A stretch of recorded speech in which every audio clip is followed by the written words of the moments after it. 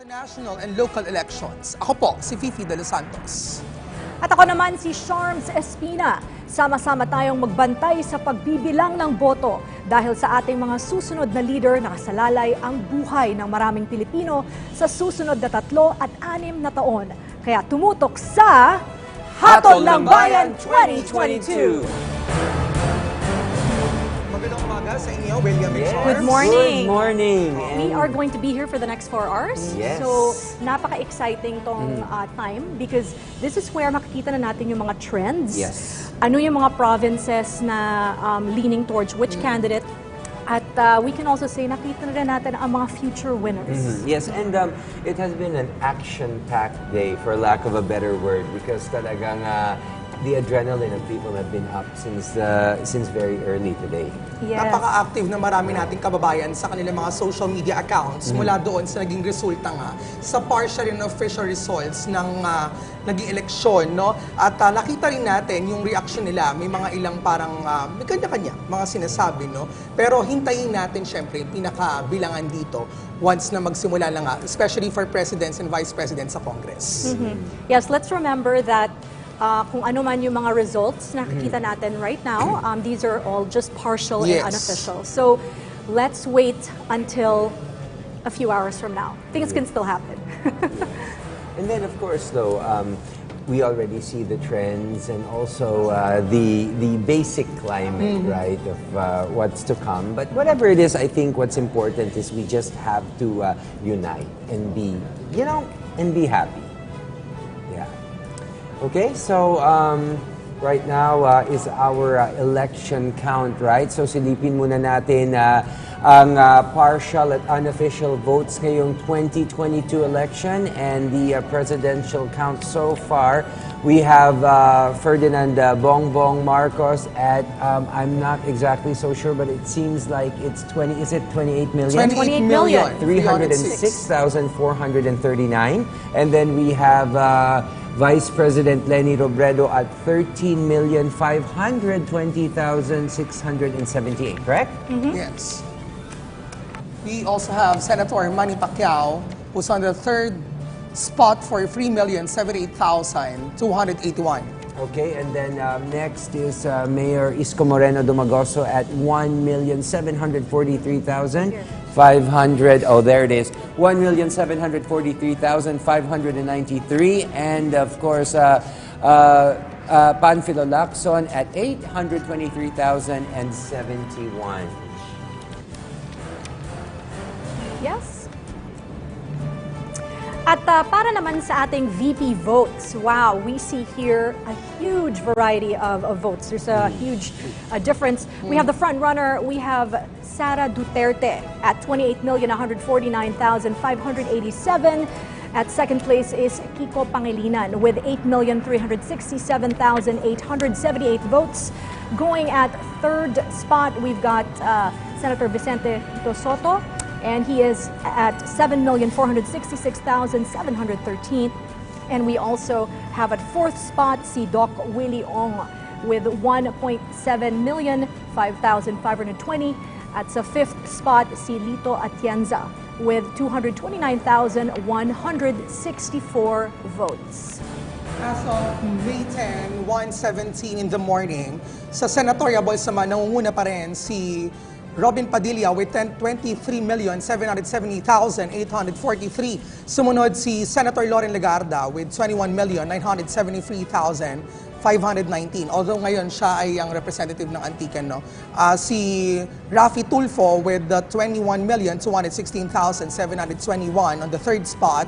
Sumunod si Senator Win Gatchalian with 18,708,384. Panlima, si Senator Chis Escudero, Sorsogon Governor currently, no, as 18,464,971. Pumapang-anim naman si Mark Villar with 17,526,225. Pampito si Alan Peter Cayetano with 17,461,959. Pumapang-walo naman ngayon si Mig Zubiri with 16,941,815. Pang-siyam si Joel Villanueva with 16,852,878. At nasa pansampung pwesto naman si JV Ejercito with 14,355,544. Nasa panglabing isang pwesto naman ngayon si Senator Risa Hontiveros na nasa 13,837,720 na botong kanya nakuha, habang nasa panglabing dalawang pwesto naman ngayon si Jinggoy Estrada with 30,313,273. Ngayon naman yung mahabol mula sa 13, 14 at 15 spot sina Jojo Binay, Herbert Bautista at Kibo Chodoro. At nakikita natin dito, no, dun sa mga naging resulta ay medyo pumapasok doon yung naging survey ng mga nakaraan, no? Especially kung makikita natin ilang surveys dito, pag, for example, mula doon sa pinakahuling datas mula sa Pulse Asia no April 16 to 21, ay ganun din, Bongbong Marcos ang nanguna at Sara Duterte para sa pagkapangulo at pangalawang pangulo. Same goes with Octa Research and maging sa Publicos. So if we'll see, and maging sa Tanghere, no? So makikita natin dito sa mga surveys na ito na talagang pumapalo yung or nasa pagitan ng range na 54% to 58% ang resulta lagi sa survey ni Bongbong Marcos, habang si Sara Duterte naman ay naglalaro sa 50 or mula sa 55% hanggang 60%. So nagma-manifest naman. So actually, there's some sort of there is some truth sa mga surveys. That's actually what I wanted to point out also, na yung iba tinitignan nila yung what is the value sa surveys, at ito na yon, nakikita natin. Pero yung interesting point to note is yung mga Google trends, the search trends, for the first time, a lot of these search engines have actually not been accurate. Yeah. Oo, iba yung results nila. Within terms to online media or new media, no? In terms of search results, in terms of engagement. So, I think right now, there is no match for mga polling results versus yung mga Google search. It still seems to be like the more accurate one, basically. Okay? And sa puntong ito, alamin natin, of course, ang initial assessment sa naging pagboto ng ating mga kababayan. Makakasama natin si Attorney Domingo Cayosa, ang former president ng Integrated Bar of the Philippines or IBP. Good morning po, Attorney Cayosa. Good morning at magandang umaga sa Pilipinas, lahat nanonood at nakikinig sa inyong programa. Yes, it's nice of you to join us, sir, kahit na madaling araw na. So, we really appreciate it. Okay? So, first question is... Okay. Attorney, right now, nakikita natin na mas malaki ang lamang ni Senator Bongbong Marcos kay VP Leni Robredo. I mean, is this something na expected nyo? Did you expect na yung mga, pretty much yung mga survey frontrunners would eventually take the lead? Ano po yung reaction nyo sa mga numbers right now? Well, the material at this point, sapagkat bumoto na ang sambayan ng Pilipino. Ang mas importante really is ano bang obserbasyon natin sa conduct ng election. And so far, naging orderly naman, peaceful. And hopefully it will remain a credible election. I come from the remote northern town of the Philippines, sa dulo ng Luzon. I was in my small hometown at kahit doon, orderly naman. Of course, there's the usual problem pag-election, but overall, ay maayos naman ang conduct ng election. Of course, if you just listen to the media reports, siyempre ang na-highlight hindi gumagana ng mga counting machines, hindi mahanap ang pangalan. But if you look at the overall situation, compare mo ito dun sa mga nangyayari na dapat nangyayari, maliit na porsyento lang. Attorney Domingo And Cayosa. now, of course, pumapasok na sa server ng COMELEC, mga political parties at mga independent media servers, ay halos pare-pareho naman yung lumalabas na resulta. And the transparency is very important, and that's what will make it the more credible. sana tuloy-tuloy na ang labas ng mga resulta. Of course, as you always emphasize, it's unofficial and partial, but statistically, halos 90% na ang lumalabas na resulta at yun naman ng mga front runners ay very convincing. What is good that I'd like to highlight it is kung mag-ikutin ang final ito, for the first time in very long time in our country, we have majority president and vice president. Kung mapapansin nyo, mga nakaraan, mga nananalo, mga presidente, vice-presidente ay minority in the sense that less than one-half of our voters voted for them. Kung maging opisyal at final itong tally na ito, lumalabas na for the first time, meron tayong presidente at vice-presidente na more than one-half or majority of our voters voted for them. Follow-up question. All right, Attorney, may follow-up question lang ako sa sinabi niyo, no? It is very interesting to note na yung mga front-runners natin are the majority, no, right now. And what's more interesting po is they are also from the same political party. How do you think po this will affect yung future governance and programs and projects nila kung sakali mahalal po sila? Well, hopefully, it will promote better coordination and efficiency, no? Sapagkat if they work as a team, mas maraming magagawa. You know, there's always synergy in numbers, and if both of them were elected by majority of our people, they have a very strong mandate. At the same time also, with the mandate comes a very big responsibility to respond to the dreams and hopes and demands of not only those who voted for them, a majority naman, kundi ang buong sambayan ng Pilipino. Alright, Attorney Cayosa, si Fifi de los Santos po ito. Kanina po pinag-uusapan din namin dito yung survey na nag-manifest ngayon sa resulta o sa partial and unofficial result nitong 2022 national local elections, no.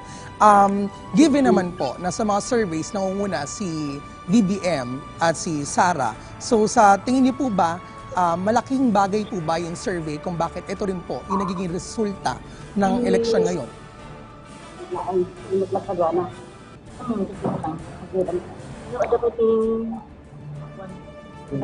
Attorney, malaki. Attorney, can you hear me po? Yes, I can hear you. Yeah. Attorney, matanong lamang po, kasi po nakita po natin yung surveys nga po before, bago mag-eleksyon versus now, halos parehas lang din po. Malaki po ba ang naging tulong ng mga surveys na ito at kung bakit ito po yung naging resulta rin sa 2022 national and local elections? Attorney? Well, maaaring nagkatugma yung surveys at hindi lang isa yan, marami naman, no? At ang resulta ng eleksyon. Maari din na naka-epekto yung mga naunang survey dun the decision-making process ng ating mga kababayan. But I think yung mga accuracy ng mga surveys na yan, of course, depending on what you read, may mga question. But then again, as I say, you know, that's already water under the bridge. Mas mahalaga yung actual vote at actual count. At yun na nga ngayon ang lumalabas. And we hope that everybody would respect this, no? Maaring pagdebatehan at questionin ng iba yung mga survey, depende kung saan nanggagaling yan, ano? But what is more important is this actual report. Kasi ito yung ating nabibilang mismo. Na-observe natin ang conduct ng mga eleksyon sa lahat ng panig ng ating bansa up to the present level. And I think that's the more important gauge now. Yung mga surveys, predictive lang naman mga yan. Kung titignan natin, meron pa silang mga margin of errors, no? But ito, actual na ito. Our vote counting is automated, and so far, despite a few glitches, maayos naman at transparent naman. And we hope that it will remain that way. Okay, sir. Thank you. But looking forward, sir, ano po ang sa tingin nyo ang dapat maging priority agenda ng upcoming president, sir? Well, number one, of course, that napakita naman sa the votes, no? Yung majority vote, yung support for a united Philippines. You know, it has been a very passionate campaign, maraming mga issues. But regardless of whom we voted for or campaigned for, we have to respect the will of the majority. At yun naman ang ating sistema sa ating bansa, sa ating demokrasya.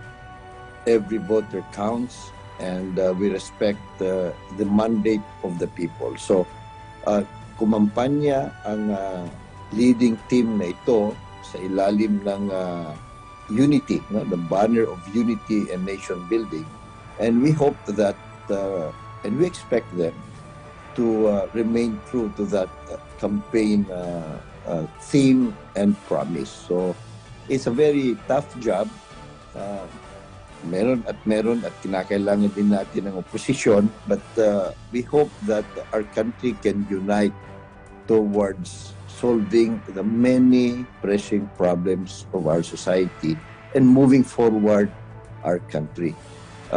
It is a very tough job kasi nga nasanay kasi tayo sa mga oposisyon, gobyerno, pro, anti, at lahat ng klase at uri ng kulay. So baka naman sa ngayon, we can unite under one flag. We face the same problems and challenges. We can better solve these problems and overcome these challenges when we're united. And it starts with our political leaders. Of course, the vigilance must remain para may checks and balances as our Constitution requires. But it is important to realize that we only have one country, one nation, and one national interest. Yeah. Ang maganda lang ay dahil kung maging official and final itong resultang ganito, may malakas na mandato ang mamumuno sa executive branch. And that is very important. That is very important because it gives a lot of political base for whatever decisions they may have or they may, make in the future. And at the same time also, the winning candidates elected by the majority will realize that they have a huge responsibility sapagkat binigyan sila ng overwhelming trust ng ating mga botante. Attorney Domingo kayo, sa babalikan po namin kayo mamaya, no? Maraming salamat po. May mga ilang katanungan po kami. Pero samantala, makibalita naman muna tayo kay Bernard Haldian na ngayon ay nasa BBM headquarters sa Mandaluyong City. Good morning, Bernard.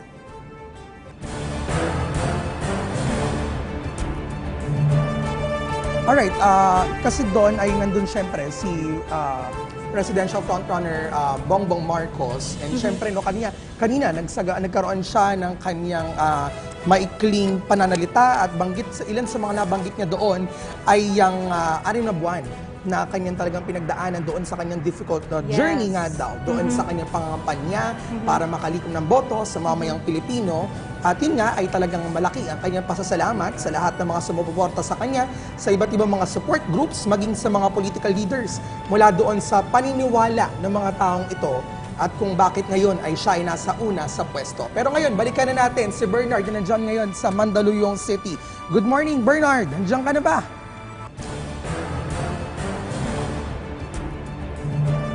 Bernard, good morning!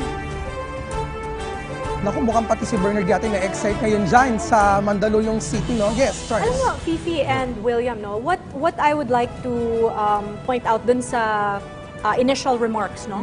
Ni Senator Bongbong Marcos earlier was that sabi niya na kahit hindi pa final ang results and the count, his thank you to everyone could not wait.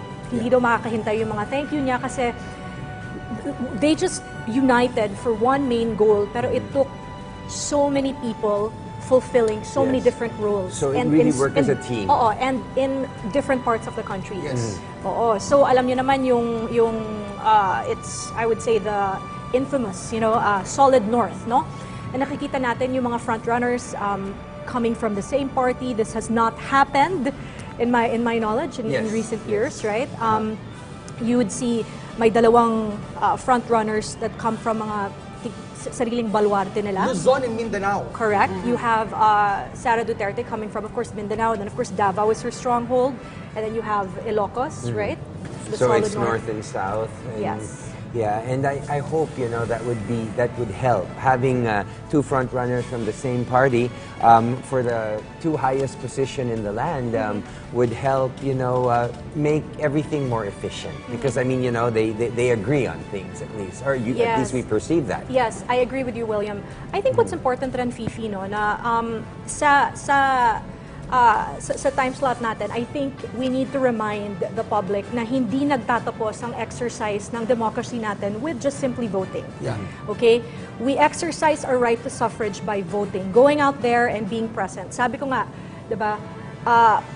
What determines the outcome sa elections is who decides to show up. Sino pupunta doon, sino pipila, 'di ba? Sino magtsatsaga, and sino may baon na patience, 'di ba? Isang maleta ng pasensya, right? Kasi mainit, ang dami-daming aberya sa VCM and many other things, no? But I think past yung exercising our right to vote is realizing na after that, kailangan na natin i-observe ang ating mga hinahalal, right? Yes. Because after the electoral process is governance. We need to hold kung sino man yung mga hinalal natin into office accountable sa mga plataforma nila, yung vision nila sa Philippines. And ako naman, I don't know kung idealistic lang to, pero I'm hoping yung mga good programs and projects from the past administration will also be continued, diba? Yes. Kasi, Yeah, actually that's a good point, Charms, because, in the past, right, when somebody else from another party wins, it seems like all of the projects of the past administration were forgotten. And then they start on a new one, and then it's never going to be finished because unless it's continued. So, hoping this would have some sort of good flow and continuity. Yun nga, malaking bagay din yung sinabi rin ni Charms kanina, yung usapin ng RVP or yung register, vote, participate, na hindi natatapos lamang sa pagboto ng mamayang Pilipino yung ating goal or role bilang mamayang Pilipino. Pero tayo dapat ay nagiging participative sa iba't ibang mga programa at proyekto ng pamahalaan at maging watchdog din. Kung sakasakaling mamailan tayo nakikita ng mga hindi ka nais-nais, ay gampanin din natin yan bilang mamayang Pilipino. Bumalik naman na tayo dyan. For the third time, feeling ko naman, nandyan na si Bernard ngayon. Bernard, good morning! Ng mga unity na binubuo nila Bongbong Marcos and Sara Duterte dahil sa tagsa ng mga taga-suporta. Habang nagpapatuloy ang pagbibilang ng boto ay tuloy-tuloy ang hiyawan ng mga taga-suporta. Ang ilan naman ay may bitbit pang watawat na Pilipinas, maging ang mga dumadaan na sasakyan sa EDSA ay isinisigaw ang tandem ni Bongbong Marcos at Sara Duterte. Dalawang lane na lang nadadaanan ng mga sasakyan sa southbound lane ng EDSA dahil sa dagsa ng mga supporters. Kanina naman ay nagpabot ng pasasalamat si Marcos sa mga bumoto sa kanya. Aniya, kahit di pa tapos ang bilangan ay hindi na makipaghintay ang kanyang pasasalamat. Ayon naman sa kanyang spokesperson na si Atty. Vic Rodriguez, sa kabila ng selebrasyon ay patuloy pa nilang inaabangan ang bilangan ng boto. Kanina rin ay dumalo, nandito rin sa BBM headquarters si Senator candidate Mark Villar para rin sa pagpapakita ng kanyang suporta, and hanggang ngayon sa mga oras na ito ay tuloy pa rin ang hiyawan ng mga tao at tila kumpiyansa na sila na si Bongbong Marcos na ang susunod na magiging Pangulo ng Pilipinas. Kanina nga ay may party music dito at sabay-sabay na nag-aawitan ang mga supporters ni Bongbong Marcos and Sara Duterte. Kita-kita niyo naman ang kanilang hiyawan at ang kanilang kasiyahan at kita-kita rin ang kanilang mga peace sign para ipakita ang kanilang mainit na suporta sa tandem nila Bongbong Marcos and Sara Duterte. Hanggang sa mga oras na ito ay tuloy-tuloy ang pagdating ng kanilang mga suporta at tila wala makapagpatigil sa kanilang pagse-celebrate dito kahit hindi pa naipoproklama ang nanalong Pangulo at Vice-Presidente. At ito ang latest mula dito sa Mandaluyong City para sa Hatol ng Bayan 2022. Bernard Haujans, PTV News, Mandaluyong City. Maraming salamat, Bernard Haudian. Mukhang yung isa sa mga supporters dyan gusto nang agawin yung mikroponong hawak mo. Ingat kayo dyan. Alright, talagang kita natin ngayon yung saya ng mga supporters. Very Wala, festive. victory party na ang atmosphere actually. Alam nyo, I was going to ask Bernard earlier kung meron bang nakatakdang program already. Meron ba silang, alam mo yun, I'm sure, because you know, they have victory speeches prepared. Meron ba silang i-thank na specific parties or regions? Oo, kasi as far as I'm concerned, as far as Senator BBM is concerned, I think he's also doing well sa iba't ibang parts ng family niya. His son, si Sandro, is also the front runner sa pagiging kongresista in Ilocos, and also his nephew. Oo. So, overall, they're doing pretty well. Ano yun nabanggit kanina rin kanya ni Presidential Frontrunner Bongbong Marcos, yung kanyang, kahit sinasabi nga raw na siya ay nangunguna na sa resulta ng pagka-presidente para sa eleksyon na ito, ay nagpapasalamat siya. Pero hindi pa naman doon ito pagkakataon para talaga mag-celebrate. Pero yun nga, talagang maraming mga supporters niya ang talagang sumusuporta at talagang siya ay kumaga worth it nga daw yung kanyang naging journey for the 6 months. Oo, and one thing I would also like to say is napaka-unique tong elections na to because we now have a choice whether ipoproklama ka ba in person or virtually. Ayun Kasi po. diba dati, With the pandemic, you'll you raise know? yung hand ng winner, you know, and all that. But syempre, nasa gitna tayo ng pandemic and There's new ways to Oo. do things. Okay, samantala, balikan naman natin si Attorney Domingo Cayosa, former President ng Integrated Bar of the Philippines. Welcome back po, Attorney. Good morning again. Okay. Sir, pagdating naman sa foreign policies, ano po sa tingin ninyo ang kailangan gawin ng susunod na presidente upang umigting ang ating ugnayan sa ibang bansa? Well, as a president, he has to remain true to the Constitution. At tayo ding mga mamamayan, we have to understand that under the Constitution, ang ating highest law of the land, yung conduct of foreign policy is an executive function. So maaring in the past, hindi magkatugma ang tingin ng mambabatas o ibang mga politicians dun sa presidente. But we have to understand that in the Constitution, ang call tungkol sa ating foreign relations is to be made by the President. Lalong-lalo na ito kung magiging majority president, so he brings with him the authority of a solid mandate. Now, ano ba yung ating constitutional policy on foreign relations? Number one, it has to be independent. Pangunahin yan ang interest ng sambayan ng Pilipino, ng ating bansa. Protektahan ang patrimonya at sovereignty of our country. And to be friends with all other countries. So hindi naman kinakailangang isang segment lang o yung mga dating kaibigan natin ang manatiling kaibigan natin. So we have to he can open up new opportunities with other friends and allies.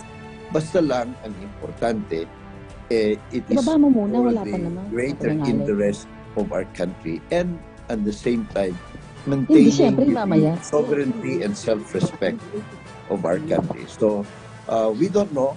It will be his call. I think he will be guided by the previous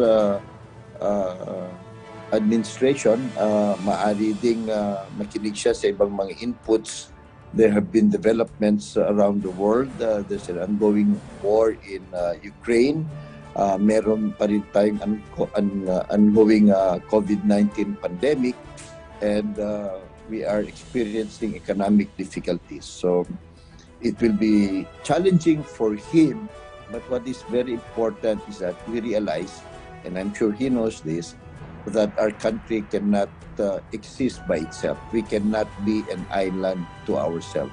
We need to reach out to all other countries and be friends with as many of them as possible without surrendering our sovereignty and our national interests.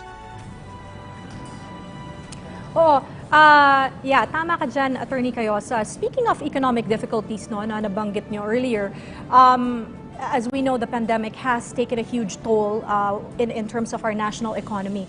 What do you think po is the top priority steps that the next administration should focus on para makarecover po tayo?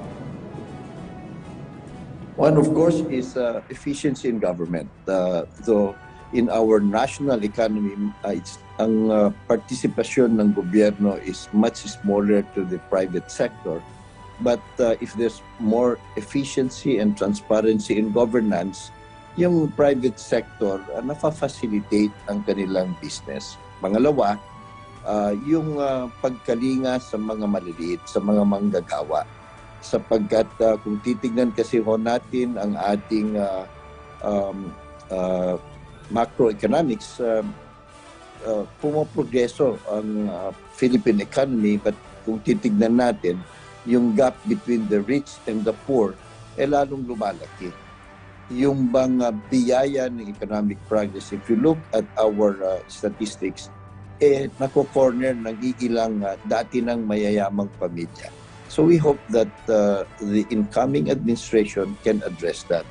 Better protection for our workers, our OFWs, yung assistance sa kanila, at suporta para sa kanila. Para sa ganun, mag-trickle down ng mas mabilis at mas malaki whatever economic gains we may have.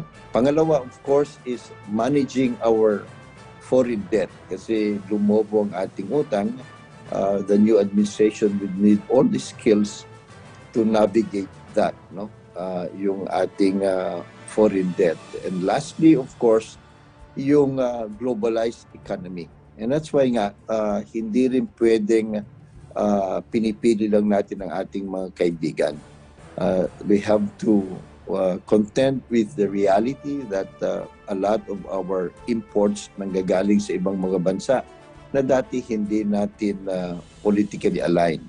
So that's why it makes sense also for the incoming government, as it is in the past, to deal with our bigger neighbors, no?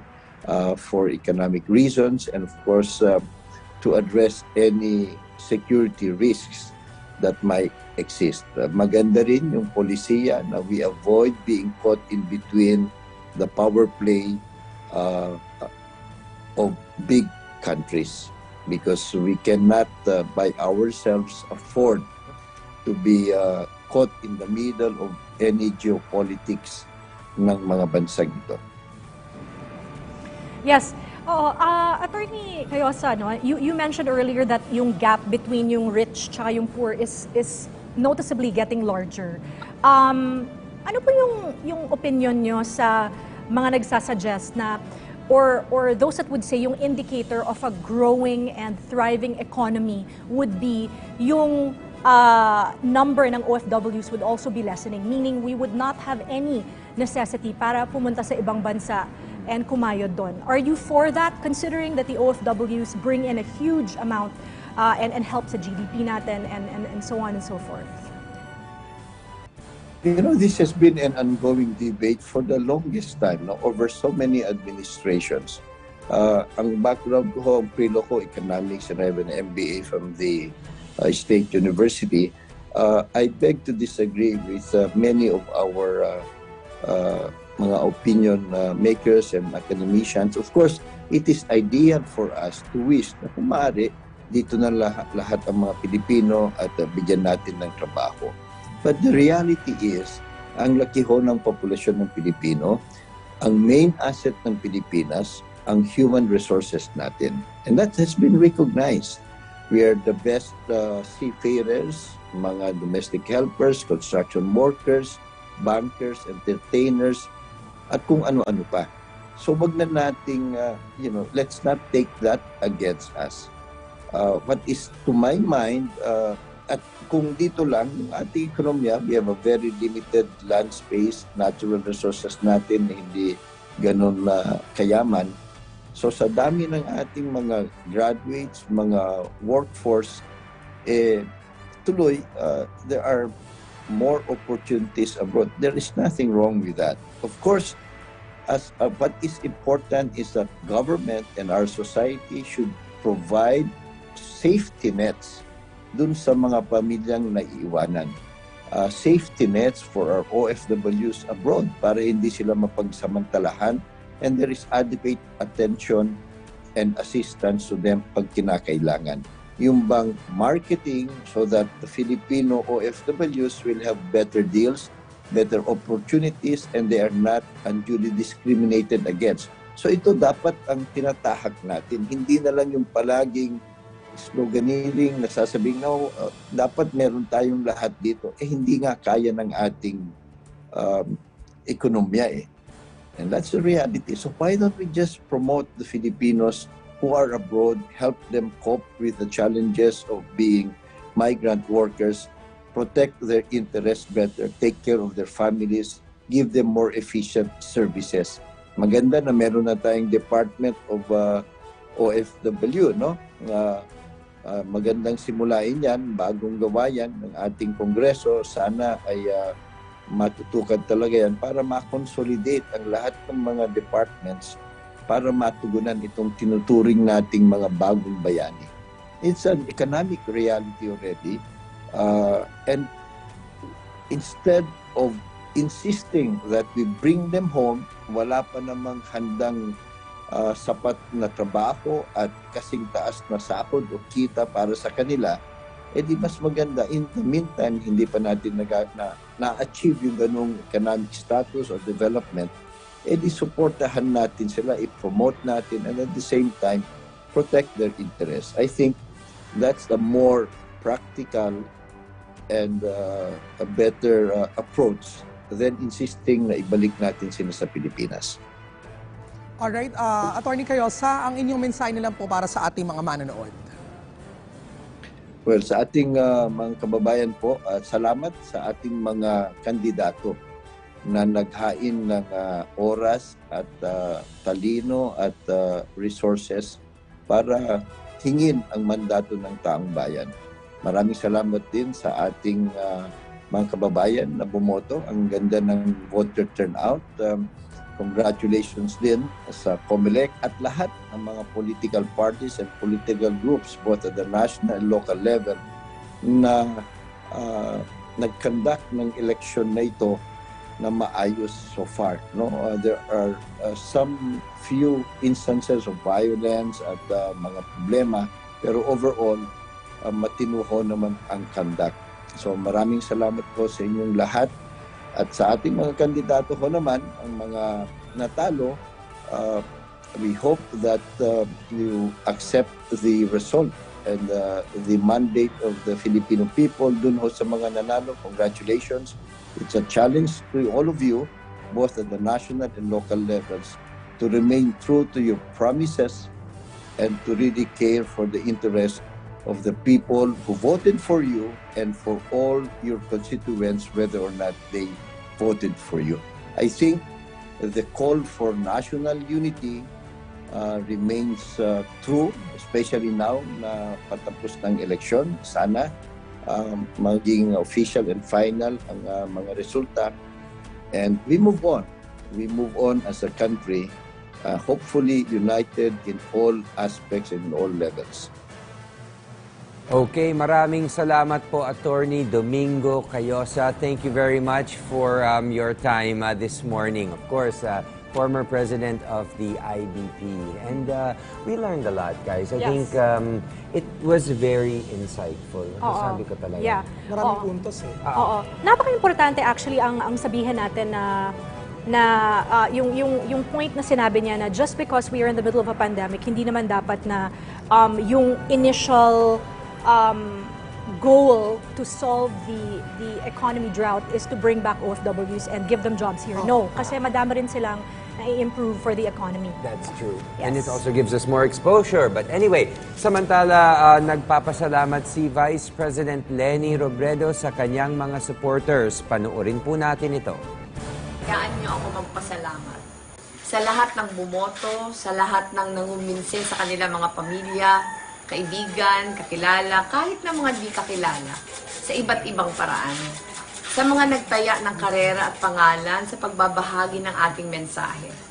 Sa milyong-milyon nagtipon sa mga rally, nag-house to house, nagpaskel ng mga tarps, nag-post sa social media, nagsulat, gumawa ng mga video at patalastas, sa mga medic, sa mga kusang naglinis sa ating mga rally, nagpinta at tumugtog at nagpahiram ng boses para maipakita ang lakas ng taong bayang nakatikim ng pag-asa.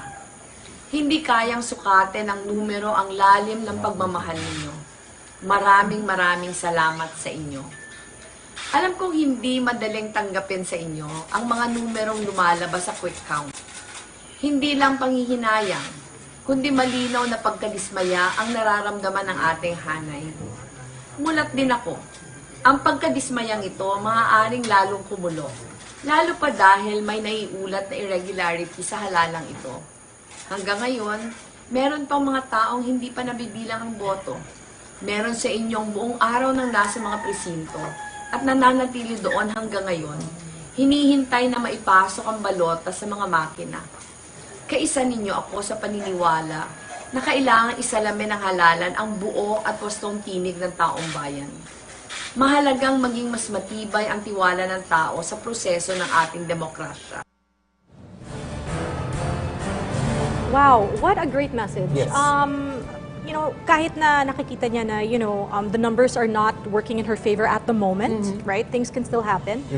Positive pa rin ang atmosphere, and most importantly, nagpapasalamat rin siya sa mga supporters niya. And what she said nung pagkatapos ng voting process niya kanina, it really struck me kasi sabi niya na yung mga supporters niya and everyone that has gone through the process of helping her out, no? They surpassed the goal of what they intended. Kasi lahat ng mga their help, yung food sa rally, Yes. diba, the jingle, a lot of it was all just given. All the volunteers just appeared there. Yung rally, diba, that filled up the entire Ayala. Actually, one thing that I noticed with the rallies of the Vice President, the people really wanted to be there. They were really there. I mean, and I guess this is her way also of thanking her supporters, the people who volunteered, that thank you. Whatever the outcome is, I appreciate it. May mga nabanggit siya na, kumbaga yung ilan sa kanyang nasahanay niya ay parang dismayado nga doon sa naging resulta. Siyempre, maintindihan talaga natin yon kasi nakikita naman natin ngayon sa sa election turnout, no, na nangunguna nga si Bongbong Marcos, no, maging una rin sa survey nga. Maging sa mga rallies din, ikita natin na halos magkadikit yung number of attendees doon sa mga rallies. Kaya parang marami talaga doon sa mga supporters niya ang tila bakit ganito daw yung naging resulta na parang malayo talaga yung pagitan. Although if we're considering the survey before, talagang ganun din lumalabas sa ngayon From 54 to 60% kay Bongbong Marcos during the survey sa Pulse Asia, sa Publico, sa Okta Research. Ngayon, nakikita natin na as of 1:58 a.m. ay may botong 28,564,900 si presidential frontrunner Bongbong Marcos, habang 13 million naman. So, imagine kung titingnan natin yung 15 million almost lead. 15 million. Yeah. 13,637,697 naman yung boto nakuha ni Vice President Leni Robredo. So, if we'll see, that's almost 15 million. So, wala pa sa kalahati yung boto nakuha. So generally, this is the manifestation of those surveys over the past few weeks, few months, and it had never really changed there. That was really the trend naman from the very start. Tsaka, nagmo-monitor ako since this morning. No? Okay. Madami tayong nakapanayam na mga political analysts. And sabi nila, the role of a survey is totally different from judging yung impact ng survey rather than looking at yung rally attendees. Yes. No? You should not determine yung results ng elections based on who attends your and Actually, who dapat supports talaga ang mga taong bayan, lagi natin titingnan kung ano nga ba yung mga naging plataforma at yung mga proyekto at programa na ibibigay ng mga mga tumatakbo para doon sa kung sakaling sila'y maluluklok, ito yung na ipapatupad sa mamayang Pilipino o doon sa mga taong kinakasakupan ng kanyang paglilingkuran, no? Okay. William. And sa ngayon naman, let's go across the globe. Dumako naman tayo sa United Kingdom upang makausap si Carol Panday, ang IBC correspondent para sa United Kingdom. Good morning, Carol. Okay, madaling araw sa Pilipinas at syempre dito sa United Kingdom, paggabi na sa amin. At talaga naman mainit ang halalan dahil ang mga supporters, ang mga watchers, maaga pa lang nandito na sila. In fact, nag-accommodate pa ang embahada ng mga voters na hindi siya nakaboto dahil postal voting kami. Ngayon, pero officially nag-close siya ng 12 noon at ngayon po sa itaas, papasok tayo maya-maya. Ipapakita namin sa inyo ang bilangan, ang opisyal na bilangan ng mga boto naming mga botante dito sa United Kingdom. At nasa likuran ko, puntahan muna natin ang mga watchers ng BBM. Ayan. Sila Chris Emily Barameda, si Enli Gagan, at sino si Kuya? Ayan. Ayan. So ano na po ba ang senaryo ng botohan? Kita Emily. Ito po ang camera. Hello po. Madaling araw sa Pilipinas. Yes, madaling araw. Everyone. So far po, nakikita na natin kung sino na po talaga. At saka, we're so lucky here sa London po. Ang botohan po dito is very, very smooth. Talaga. So, kung may konting problema man, maayos naman po kaagad. And we're very lucky din po sa mga SBAs natin. Okay. Talagang they are very, organized po. Talagang Okay. organized Maraming po. salamat, Tita Emily. Papasok kami sa loob. Yes, po. At actually po, ang bibilangin is 17 or 19? 17 pressings and dalawa na po ang nabibilang, pangatlo na po ang binubuksan. Papasok po tayo sa embahada. Okay, eto na. Kakatok muna kami.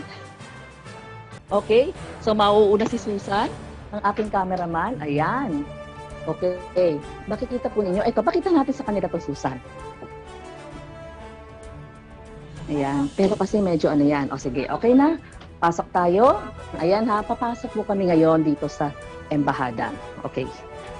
Para lang makichika tayo kung ano yung nangyayari. Alam niyo po sa United Kingdom talaga namang excited ang mga tao dahil malapit ang malaman kung sino ang susunod na presidente ng Pilipinas. Okay, Susan, pasok there. Ayan.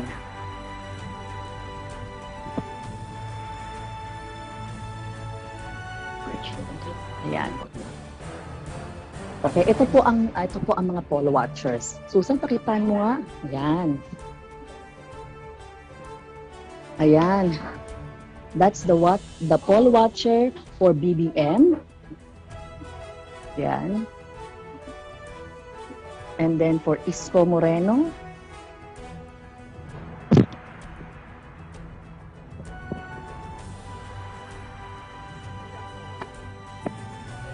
Okay, William, Fifi, and Chance, do you have any questions? Alright, So far, or can you hear me? yes, I can hear you, Carol, no? Si Fifi ito, napansin natin, no? Maraming tao ngayon dyan. Kamusta naman yung pagbibilang thus far? Meron na ba tayong so far, partial and official results? Or siguro kahit kung wala pa, kahit naman yung ano lang, yung natanong mo yung ating mga kababayan dyan, sino kadalasan na binabanggit? Madalas po nila binabanggit ang partido ni BBM, pero po ayaw pa nga po nilang maglabas ng official na announcement dahil sa 17 po na precincts, 2 pa lang po ang binibilang at pangatlo po ang ngayon. So ayan, papakita po ng cameraman natin ang pagbibilang. Alam niyo po sa United Kingdom, medyo napakainit ng eleksyon dito. Yan. Okay. Dadako tayo kung saan pina-facilitate naman ng mga Consul General ng Labor Attaché ang pagbibilang. So papasok si Susan para makita natin. Ayan po. That's it. Attaché, yeah. Ang nagsasalita mo kayo si Consul General Ren Rodriguez. Nasa kaliwa po niya ang Labor Attaché, Amy Reyes. Yan po ang mga opisyales ng aming embahada. At lalabas po tayo dahil kakapanayin naman po natin ang isa sa mga poll watcher, the presidential candidate, Lenny Robredo. Okay, this is Jane Alcantara. So Jane, how's everything now so far? Tapin ito yung presinto, pero isa pa lang nagagawa at pinetechnically. Inaayos pa nila technically yung speed. Okay. Ang mahaba-habang punuan nito hanggang kasi kung pupwentahin mo, bawat isa mga 45 minutes. Yeah. Times 16 prisons pa. So talagang walang tulugan. Are you going to stay here until the vote ends? May mga kasama kami mag-switch kami. Okay, yeah. Hanggang matapos. Okay. Tulugan. Okay, may itanong kayo kay Mr. Jean Alcantara, Will Fifi. Meron po ba kayong mga katanungan para kay Mr. Alcantara? Alright, kaya mo ka nabanggit naman ni Sir Alcantara ang karamihan sa kanyang mga napansin dyan, no? Pero syempre, doon sa iyong pa-live vlog, maraming salamat, Carol Panday, mula dyan sa UK, isa sa ating mga IBC 13 correspondent. Ingat kayo dyan sa UK and sana ay patuloy ang maayos sa sitwasyon dyan. Samantala, balikan naman natin ang pinakahuling update dyan sa PPCRV sa UST. Makakasama natin si Zon Ballesteros live. Hello, Zon. Charm, mag-aalas 12 kanina nang dumating ang unang batch ng election returns dito sa PPCRV mula pa sa Sampaloc, Manila, bit-bit ng 4 na volunteers. Sa ngayon, batay sa unofficial electronically transmitted results ng PPCRV, dito sa University of Santo Tomas, nasa 87.74% na o katumbas ng 94,568 out of 107,785 clustered presents counted ang natanggap ng PPCRV as of 1:12 a.m. kanina. Sa mga resultang ito, patuloy pa rin ang pag-ungos ni dating Senador Bongbong Marcos Jr. sa kandidatura nito sa pagkapresidente. Sa bilang na 28,030,970 votes, katumbas ito ng 42.65% sa kabuuang bilang ng mga rehistradong botante sa bansa o yung higit 65 million registered voters. Si Davao City Mayor Inday Sara Duterte naman na tumatakbo sa pagka-vice-presidente, nakakubra ng 27,807,699. Katumbas ito ng 42.31% sa kabuuang bilang ng mga rehistradong botante sa bansa. Samantala, higit 14 million votes naman ang inilamang ni Marcos Jr. laban sa malapit na katunggalin nito sa pagkapangulo na si Vice President Lenny Robredo, habang nasa 19 million votes naman ang inilalamang ni Presidential Daughter Mayor Sara Duterte sa pumapangalawa sa pwesto na si Senator Kiko Pangilinan para sa Vice Presidential bid. Term sa senatorial race naman, patuloy na nasa top spot ang action star na si Robin Padilla na sinundan ni na Senator Loren Legarda sa ikalawang pwesto. Pangatlo si Idol Rafi Tulfo, pang-apat si Senator Wing Gatchalian, pang-lima si Chis Escudero, ika-6 naman si dating DPWH Secretary Mark Villar, ika-7 pwesto si Aled Peter Cayetano, pang-8 si Mig Zubiri, ika-9 na pwesto si Tesdaman Joel Villanueva, ika-10 si JVR Sito at pang-11 si Senator Risa Hontiveros at pang-12 naman si dating Senador Jinggoy Estrada. Charm, ulitin lang natin na ang mga botong ito ay nananatiling unofficial o hindi pa pinal na bilang ng mga boto. Sa ngayon ay patuloy nating inaantabayanan ang mga resulta dito sa PPCRV sa UST Manila at hanggang ngayon ay wala pa tayong nababalitaan na kahit na anong aberya o problema dito sa loob. At syempre hanggang ngayon ay inaasam natin ang mapayapang matapos ang botohan dito para sa Hatol ng Bayan 2022. Charm, balik muna sa inyo dyan. Thank you, Zon, sa information. May isang clarification lang ako. Sabi mo earlier, yung results na natanggap ngayon dyan is 87.74%, no? So far of the precincts. Tama ba? Yes. Okay. Yes, Charm, tama. 87... 0.74. 0.74. Oo. Meron bang estimated time kung kailan kaya makakarating yung ibang mga results to make up the entire 100%? Sorry, Charm, pwede ba nating maulit yung tanong? Oo. May estimated time ba yung dating ng yung remaining na resulta para mabuo yung lahat ng mga precincts? Actually, ngayon, Charmy, inaantay natin yung pagdating ng mga resulta ng boto dito sa PPCRV, pero hindi ganoon kabilis din at kaaga ang mga pagdating ng balot, ang mga resulta sa botohan. Merong iba na after 20 minutes dumarating, yung iba naman medyo matagal. So hanggang ngayon ay inaantabayan na natin ang mga resulta dito sa PPCRV, Char. Alright, Zon, si Fifito, tanong ko lamang, no, syempre 87% pa lamang, or 87% na yung dumarating na election turnout. Pero we would like to ask, or I would like to ask specifically, may mga reasons ba kung bakit sa ngayon may mga natitira pa na hindi pa rin dumarating dyan sa PPCRV? Yes, Fifi. Ngayon, hindi pa natin malaman kung ano yung dahilan kung bakit medyo natatagalan ng PPCRV. Inaantabayan din natin ang kanilang anunsyo hinggil dito. Pero kagaya nga ng ating naunang sinabi, all out ang ating pag-aantay dito kung ano man ang mga pangunahin o yung mga updates sa mga resulta dito sa PPCRV. Pero sa ngayon, ito pa rin yung mga resultang dumarating dito at nag-aantay pa rin tayo ng mga pinakabagong updates. Fifi? Alright, maraming salamat sa iyo, Zon Ballesteros. At samantala, dumako naman tayo sa Valenzuela para sa balita ni Noel Talakay. Magandang umaga, Noel. Magandang umaga sa iyo, Charm. Anytime from now, pwede nang ideklara ang mga nanalong kandidato dito sa Valenzuela City dahil tatlong SD card na lang or tatlong clustered precincts na lang ang hinihintay nila doon sa mga resulta ng mga bumoto. Ayon kay Atty. Edison Teodoro, chairperson ng Valenzuela City Board of Canvassers, medyo nagkaroon lang ng konting delay ang deliberasyon ng nanalong kandidato dito sa Valenzuela City dahil 8 VCM ang pumalya.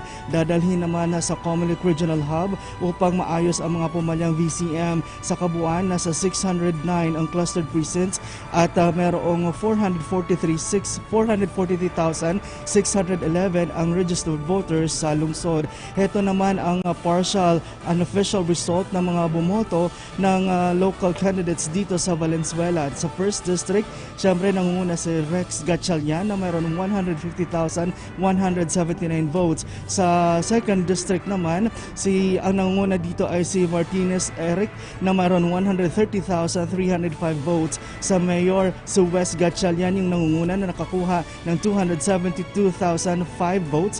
At sa vice mayor naman, si Borja Loren Natividad naman ang nangunguna dahil nakakuha ito ng 254,166 votes.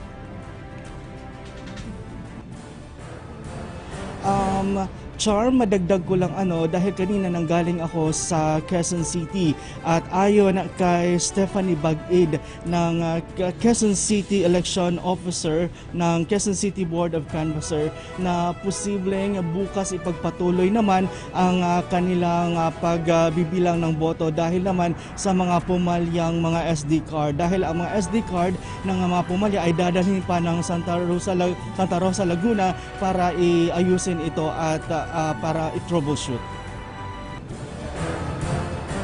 Okay. Thank you, Noel, sa information. Ang tanong ko lang is, minention mo kanina na may 8 VCM, no, na nagka-problema. Ano yung ginawang solusyon para matugunan yung lack of VCMs? And are there people that waited na past 7 p.m. para mag-vote? Or gaano katagal yung waiting time nila? Yung nangyari kasi doon sa mga VCM na mga pumalya, tapos na ang botohan. Ang nangyari, Charm, yung pag-send ng votes or pag-count o pag-transmit ng mga boto. Yung nangyari, doon sa clustered precinct, nag-go through yung kanilang pag-send ng kanilang mga boto pero hindi nabasa dito sa may canvassing center. Kaya ang ginawa nila, dinala nila ang SD card at ang VCM sa regional hubs ng COMELEC para i-troubleshoot. At pag matapos na yon, ang gagawin nila, dadalhin naman dito sa canvassing center ng Valenzuela ang mga SD card para manual na basahin ang mga boto na nandoon naka-record sa SD card. Alright, Noel, si Fifi ito, tanong ko lamang ay yung patungkol doon sa mga nangunguna dyan sa pagka-mayor, vice-mayor, congressman sa districts 1 and 2 at maging sa mga konsehal. Napansin natin na parang lahat ng mga nanalo ay mula sa partido ni Mayor Wes Gatchalian. Tama ka dyan, Fifi. At parang lahat ng kanilang mga kandidato dito ay nangunguna nga at nakakuha ng malaking boto dito sa kanilang lungsod. Alright, maraming salamat, Noel Talakay. Ingat ka dyan. Okay. So we're getting more familiar with what's going on deeper. For example, dun nga sa Valenzuela City, kasi yung ilan sa mga konsehal na tumatakbo dyan ay dahil karamihan sa mga konsehal ngayon ay mga last termer. So puro mga first, kung sakasakali man sila ay iproklama na anytime, ay sila yung mga first, this is their first time na maging konsehal. Like a new generation. Yes. Yun sa Valenzuela City for both, for District 1 yan. For District 2 naman, karamihan ay mga re-electionist naman.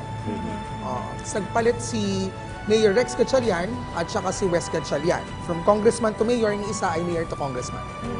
Natanong ko earlier kay Noel yung effect ng 8 vote counting machines that broke down. Okay. Kasi meron ako mga ibang mga friends that voted in different precincts, not in Valenzuela particularly, pero they were there at 6 a.m. and siguro mga 5 p.m. na sila nakaboto. And that was just because of one broken VCM, Kasi sabi nga nila na one VCM pertains to can take in 620 votes, So what is 8 VCM na nasira? And isang presinto lang ba 'yon or something? So napakalaki ng epekto. So I'm glad may contingency measures ang COMELEC for that. Samantala, puntahan naman natin ngayon si Cecil Villarosa sa STI. Good morning, Cecil. Naghayag ng pagkabahala ang National Citizens Movement for Free Elections o NAMFREL sa ulat na may ilang voting center ang pinagbawalan ng publiko na mag-observe sa pagkasara ng botohan at kumuha ng litrato ng nakapaskil na election returns. Sa isang statement, iginiit ng NAMFREL na taliwas ito sa mandato ng 1987 Constitution na naggagarantiya sa malaya, maayos at tapat at mapayapang eleksyon. Ang pagbabawal na ito ay hindi rin umano itinatakda sa ilalim ng Automated Elections Law at maging sa COMELEC Resolution na naglatag ng guidelines sa pagkasara ng botohan, pagbibilang ng boto at transmission ng resulta. Dagdag pa ng NAMFREL, pinapayagan ng batas ang sinuman na kumuha ng litrato ng election returns na ipinaskil sa premises ng polling place. Tinukoy ng NAMFREL na may pagkakataon din na ilan sa kanilang mga volunteer ang hindi nabigyan ng kopya ng election returns kahit pa ang NAMFREL ay accredited bilang citizens arm ng COMELEC. Samantala, higit 800 local candidates ang walang kalaban ngayong Hatol ng Bayan 2022. Isang boto lang ang kailangan para na kanilang makuha para manalo ayon sa Commission on Elections. Higit 500 ang mga tumatakbo sa tig-iisang posisyon gaya ng congressman, governor, vice governor, mayor at vice mayor. Habang nasa 300 ang kumakandidato bilang konsehal, sangguniang bayan at panlalawigan. 645 o 77.52% ng mga tumatakbong walang kalaban ay lalaki at 187 o 22.48% naman ay babae. Samantala, sa Lucena City, Quezon, dahil sa hirap ng signal, inilabas na ng presinto ang ilang vote counting machine. At para sa detalye, live via phone patch si Tom Alvarez ng Radyo Pilipinas. Tom? Cecilia, inilabas ng presinto ang ilang vote counting machines sa lungsod ng Lucena dahil nahirapang makapag-transmit ng data ng election returns sa kawalan ng signal. Inilagay ilang metro mula sa polling precincts ng Barangay Mayo, Castillo ang mga nasabing VCMs upang makasagap ng signal. Nakapag-transmit din naman ng data ang VCM sa ikalimang beses na kalilipas sa kaparangan makalipas ang halos 1 oras matapos ilabas ng presinto. Wala namang kaguluhang naganap habang pinagpapalipat-lipat ang 5 VCMs dahil payapang nakamasid ang poll watchers. Samantala, nagkaroon din ng malfunction ng VCMs sa ilang mga presinto ng voting center sa lungsod na naging dahilan para humaba ang pila ng mga botante. Sa Salinas Elementary School sa lungsod ng Lucena, naantala ang pagboto ng mahigit 500 botante. Ayon sa isang residente na nagsimulang pumila ng 2:00 ng hapon at hanggang bandang alas 7 ay hindi pa rin nakakaboto dahil dadalawa ang vote counting machine na gumagana sa naturang polling place. Para sa Hatol ng Bayan 2022, Tom Alvarez, Radyo Pilipinas, Lucena. Salamat Tom Alvarez ng Radyo Pilipinas. Patuloy ang pagtanggap natin dito sa PTV Bantay Boto Hub ng mga sumbong at reklamo mula sa ating mga kababayan. Sa tulong po yan ng STI Student Volunteers ay atin pong iniipon, sinasala at bine-verify sa kinaukulan ang mga ulat na ito. Huwag pong mag-atubiling i-upload sa PTV Bantay Boto ang inyong mga pictures at videos kasama ng mga detalye at impormasyon. Balik sa inyo, PP. Maraming salamat, Cecil Villarosa. At sa diwa ng bayanihan at nasyonalismo, narito ang isang music video, isang paalala na dapat tayong magkaisa bilang mga Pilipino.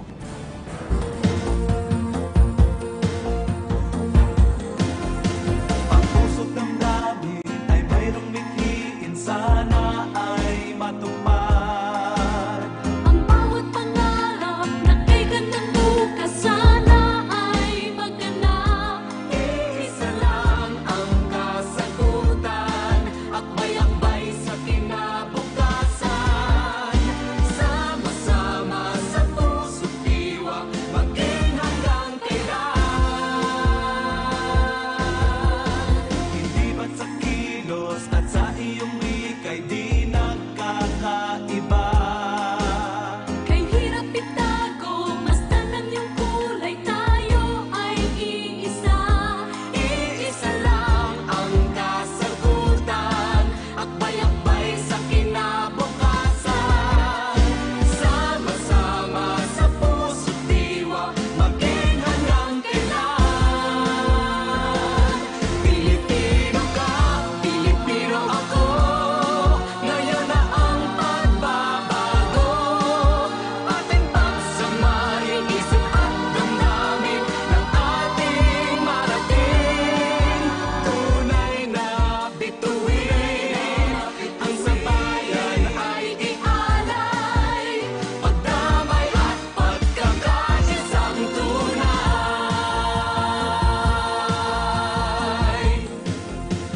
Hindi ba't sa kilos at sa iyong wika'y di nagkakaiba?